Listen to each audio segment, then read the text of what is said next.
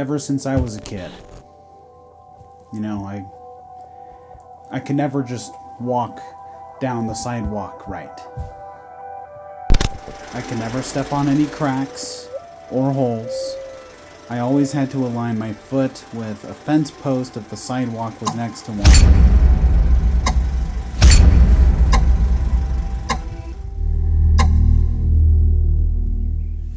I count my fingers a lot.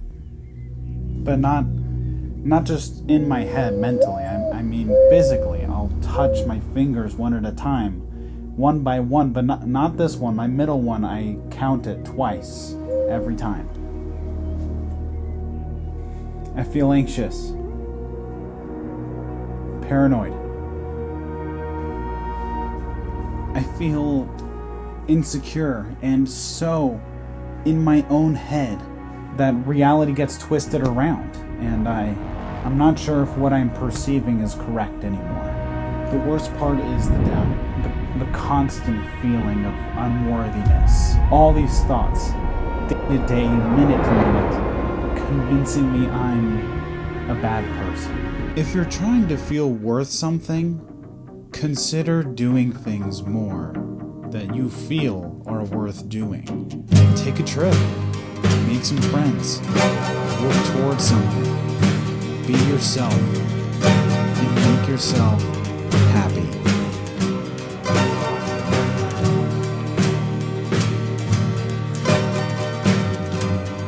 Locked in a stalemate with the man was no.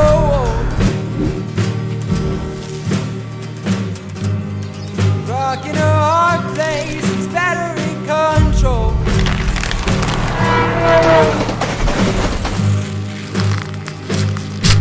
What am I waiting for? See planes beneath my compass, my transport.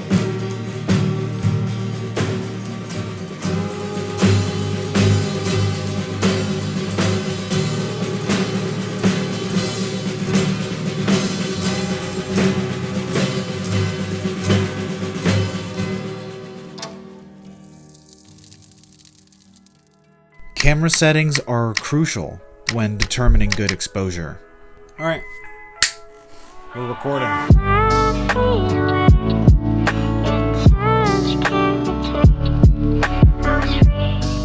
I'm guilty of taking bad pictures all the time. Getting too excited and I don't nail my focus, or I overlook the exposure. These are horrible realizations to get home to when finally finding time to edit. So let's make sure we get everything just right. I love this art a lot, but I'm no expert.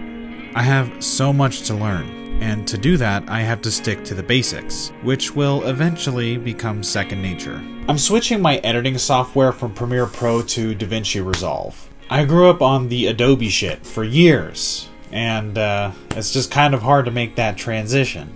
When I heard about all the raving going on over DaVinci? When I heard the ruckus, everyone blowing up over this new software, it was an obvious choice to switch over.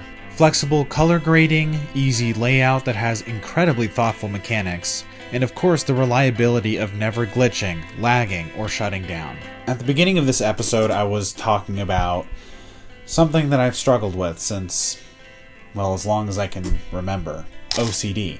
And making the switch between softwares has not been because I'm stubborn, but because I'm so stuck and hardwired into Adobe programs. So I took a hard look at myself after downloading DaVinci, tried editing a couple of my films in there, and it was so much better. And I took a hard look at myself and realized my films are not as good as they could be concerning my exposure or focus.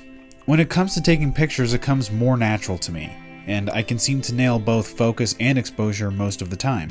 But since I got DaVinci Resolve, I found a tool that helps my 8-bit footage convert to Rec. 709, the standard for high-definition video that determines how colors are displayed. And it opened my eyes to the world of crafting an image with more minute details. I realized my footage, even after converting to Rec. 709, it wasn't holding up. I went frantic studying exposure and trying to understand what I was missing. I'm going to take my own advice about chasing the light and messing around with camera settings until something strikes. This episode is kind of a journey for me too, because I'm going to be challenging myself for once. I've gone out and challenged myself to take pictures and things, but as I said, it's kind of natural to me now. I'm trying to get some good video.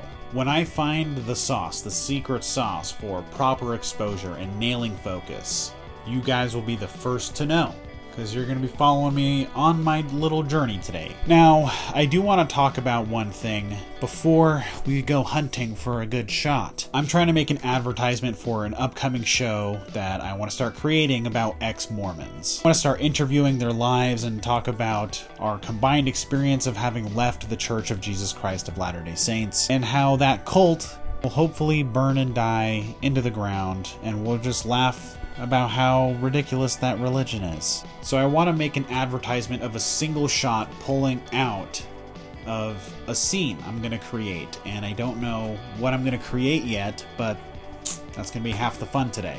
I want it to be simple and easy, a little edgy, maybe some vintage in there. That's going to be my ultimate goal today, is to work on my exposure and focus for my footage, and then creating that ad to make sure it looks awesome. Alright, so I already went out and took these shots today. I just got back and started narrating, you know? That's how the meta timeline works out behind the camera. But I took these shots and I realized something really important that helped my footage look way better immediately, like instantly. An instant change that helps your footage look clean and awesome. My advice was pretty good of chasing the light and making sure you're right next to it, bringing in as much as possible to make sure that your image is clean. The more light that's in your image, the cleaner your image will be.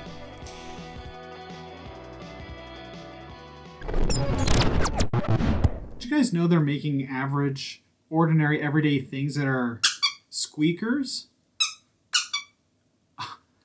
And that's just the tip of the iceberg. They even got business cards. And this is the hard one. The bottle caps. Except you're a fucking idiot. It's a squeaker. You see that? You're an idiot. You're an idiot. You fell for that? I can't help you, man. I can't help you. Alright, buddy. Get out of here with that shit.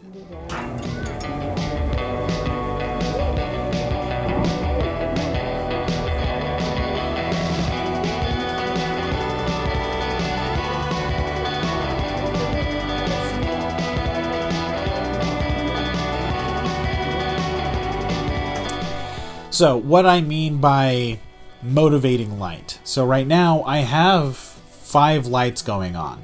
So I guess it's technically 6 because this purple guy over here is a practical. A motivating light, as I've discovered, is finding the lights that are already in your scene naturally, right? So in my bedroom, I have the lamp that's next to my TV that you've seen in past episodes, and then I have this purple guy. That's an RGB light. I can change the color whenever I want. However, that light, the purple light, is not what's lighting my skin right now. It's actually this guy. It's a purple little light next to me. And so that's what they mean by the motivating light. It's basically extending and brightening up and bringing closer the lights that already exist in the scene and then pushing them out of the frame. So by extending what I believe would light up this room on camera, I can extend further, bring closer to me, brighten up, and make it look like this light is actually coming from over there. Another thing is that making sure that you have plenty of lighting from different directions, even though you think it may conflict with the shadows and like making a dark area.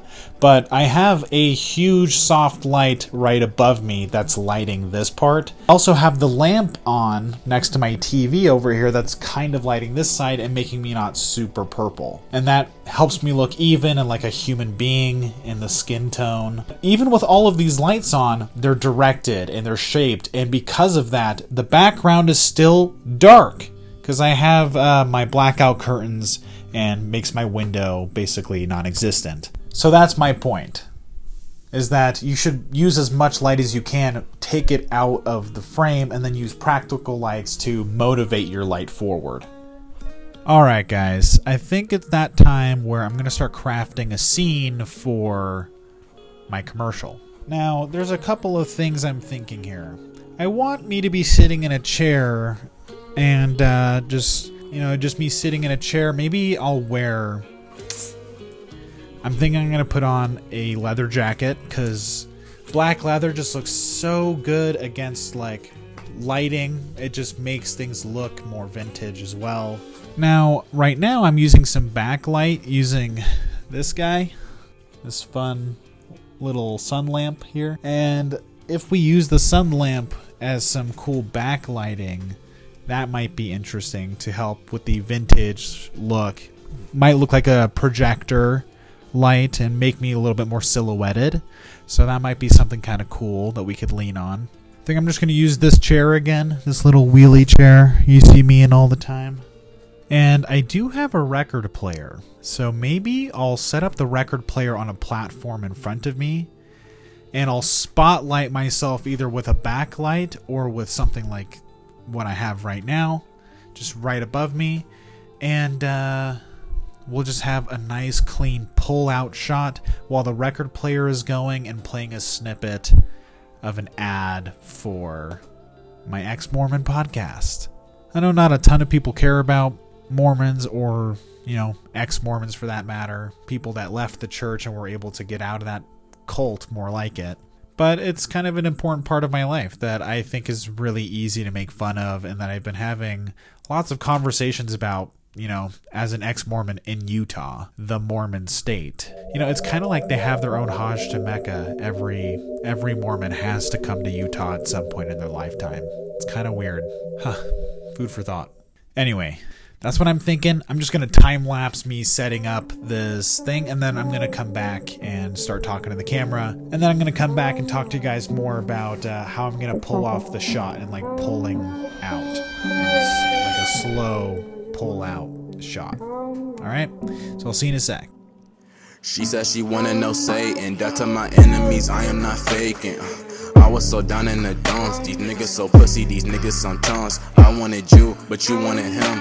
That's how it go, yeah, that's how it is. I'm fighting these demons, that's all in my head. Crashing, I'm swerving, just trying to meet ends. Learn from your loss, it is what it is. Love at a cost, taking a risk. I am in awe, loving your lips. Baby girl, I'm about to break down. Silly me, love is just a game now. I don't care, I just wanna lay down with you. With you. Yeah.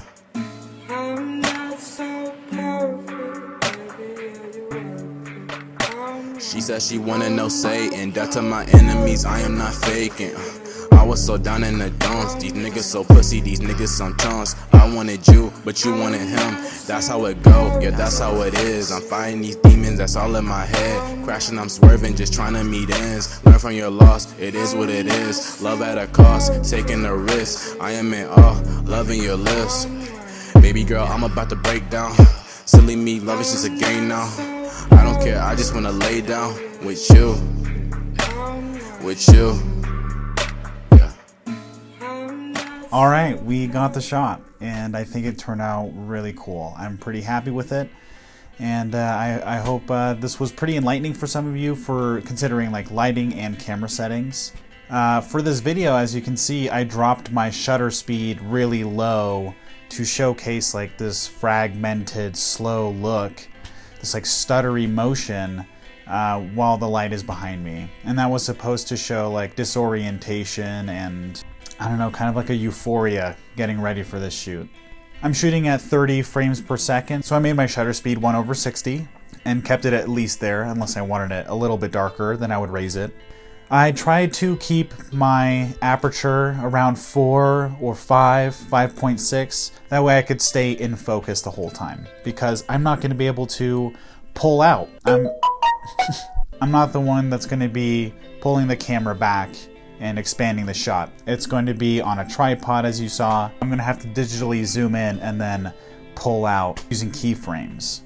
So that's kind of it for this whole episode. I hope you guys enjoyed this and found it useful, helpful for your lighting, your camera settings, and just kind of thinking like, Why would I change my camera settings and break the rules for something? Thanks again for watching all the way to the end. I've been Oliver. I hope you guys enjoyed the episode and the short film OCD. It took a lot of work, and I hope you guys are able to use this for your future shoots and stuff. So go ahead and like the video if you had some fun with me today. I hope you guys hit subscribe and hit the bell for notifications to know when we make more videos just like this one. It's been a pleasure to have you guys in my office once again. So thanks. I've been Oliver, and I'll see you guys in the next episode of VCR. Peace out. To my enemies, I am not faking. I was so down in the dumps. These niggas so pussy, these niggas so